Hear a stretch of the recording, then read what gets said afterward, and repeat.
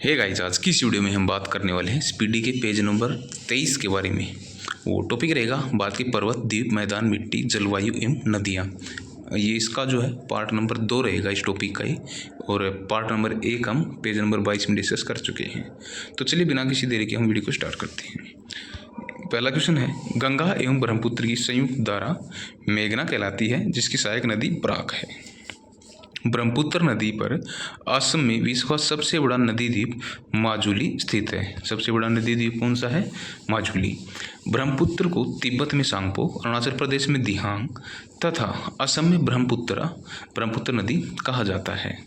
नदी द्वारा लाए गए अवसाद का जमाव जब मुहाने पर होता है तो डेल्टा का निर्माण करती है।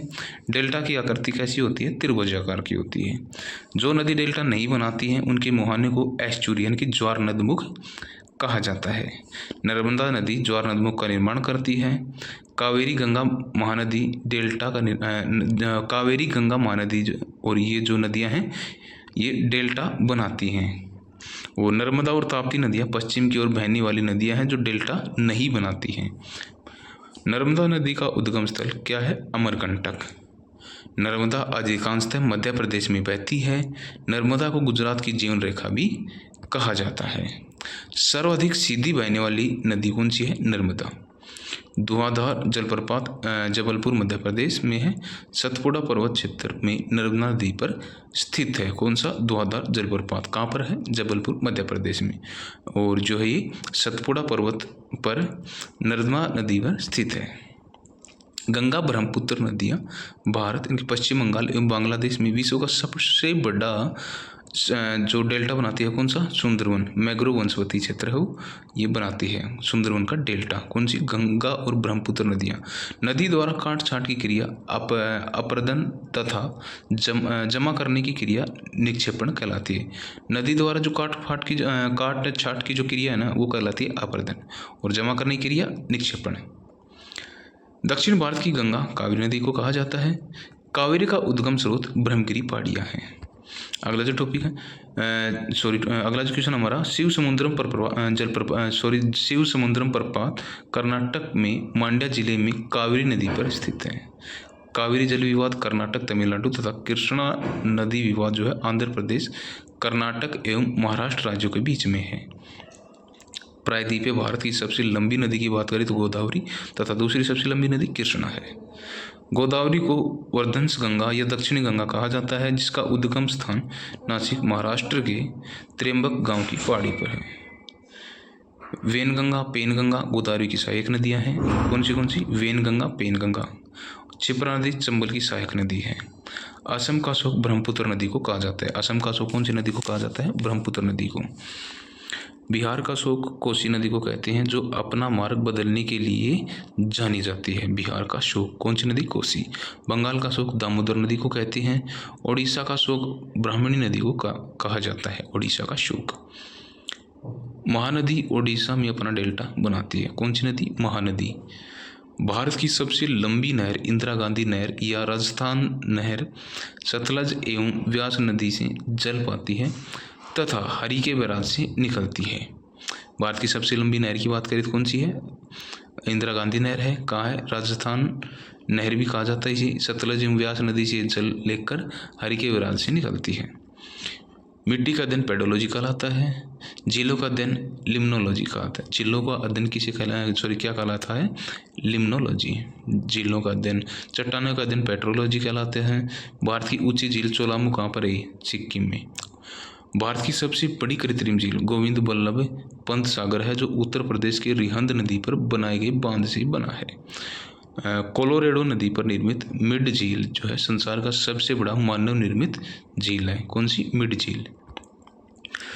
चिल्का उड़ीसा में स्थित भारत की सबसे बड़ी लैगून व खारे पानी की झील है। चिल्का, ठीक है। पुलिकट एवं लैगून झील जो आंध्र प्रदेश तथा तमिलनाडु की सीमा पर अवस्थित है।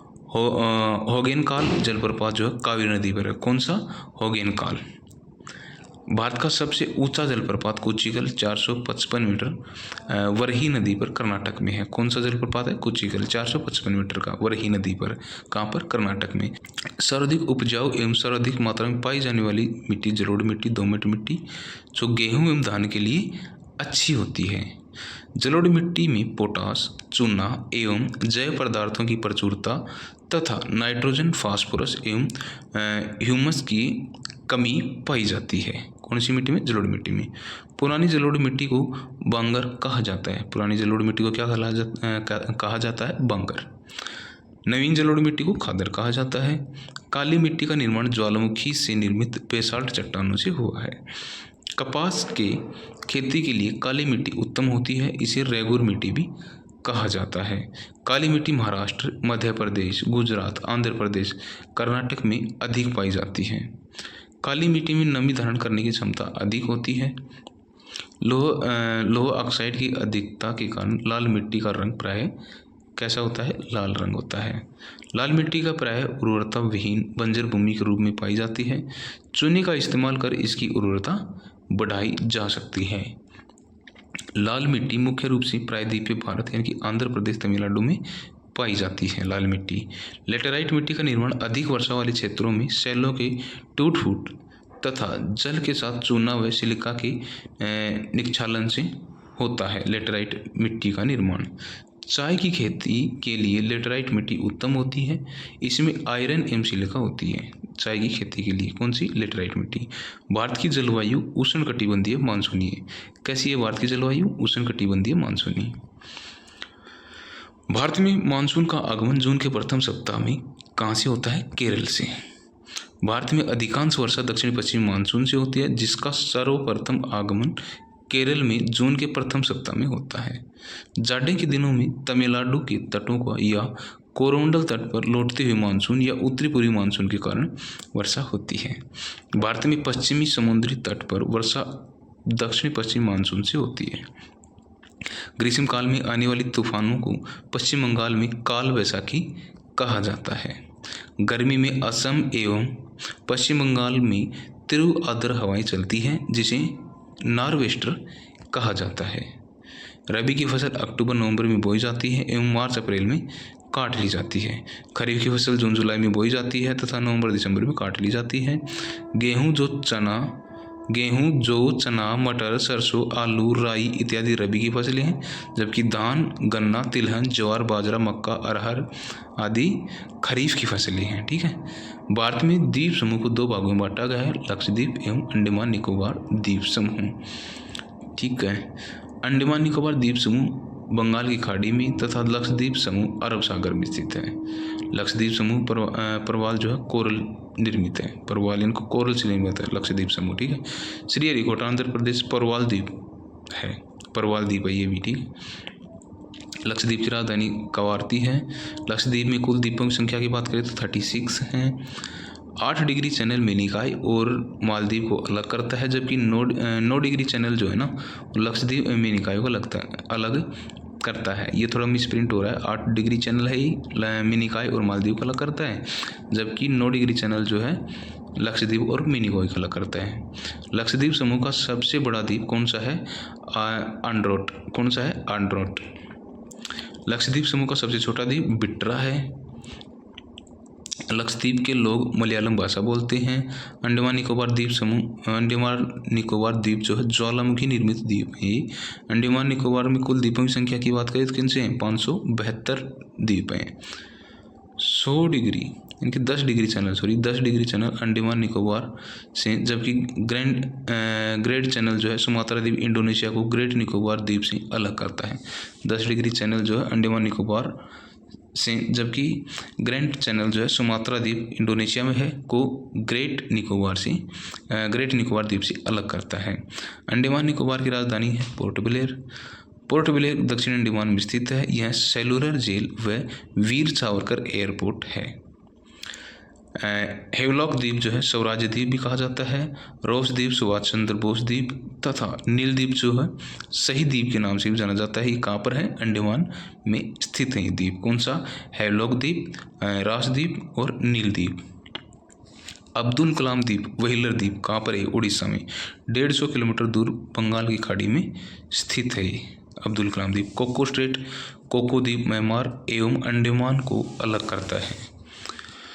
अंडमान निकोबार द्वीप समूह को जो है मरकत द्वीप यानी कि एमराल्ड आइलैंड भी कहा जाता है, अंडमान निकोबार द्वीप समूह को, मरकत द्वीप भी, ठीक है। अंडमान निकोबार की सबसे ऊंची चोटी की बात करें तो सेंट्रल पीक है, जो कि उत्तरी अंडमान में स्थित है। नारकोंडम द्वीप उत्तरी अंडमान के पूर्व में है। अंडमान निकोबार की दूसरी सबसे ऊंची चोटी की बात करें तो माउंट थुलियर है, जो ग्रेट निकोबार पर है। दक्कन पास दक्षिणी एवं लघु अंडमान के बीच में है, दक्कन पास। ओंग छोटा जो है अंडमान द्वीप की जनजाति है। ओंग जो है ना वो छोटे अंडमान द्वीप की जनजाति है, ये ओंग। साम्पेन निकोबार द्वीप की जनजाति है। साम्पेन भारत का एकमात्र सक्रिय ज्वालामुखी बेरल द्वीप मध्य अंडमान के पूर्व भाग में स्थित है। पंबन द्वीप का एक भाग है, पंबन द्वीप। आदम ब्रिज या राम सेतु जो है रामेश्वरम तमिलनाडु पंबन द्वीप के अंतिम छोर धनुषकोडी से श्रीलंका के मन्नार द्वीप तक है। कौन सी आदम ब्रिज या राम सेतु, आदम ब्रिज और राम सेतु जो है रामेश्वरम तमिलनाडु में है, और पंबन द्वीप के अंतिम छोर यानी कि धनुषकोडी से श्रीलंका की मन्नार द्वीप तक है। तो थैंक यू फ्रेंड्स, आज की वीडियो आपको कैसी लगी कमेंट बॉक्स में ज़रूर अपना रिप्लाई दें, और रिवीजन के पर्पज़ से कितनी हेल्पफुल ये वीडियो है उसको भी आप कमेंट बॉक्स में ज़रूर डिस्कस करें, और वीडियो को लाइक शेयर सब्सक्राइब करते रहिएगा। Thank you.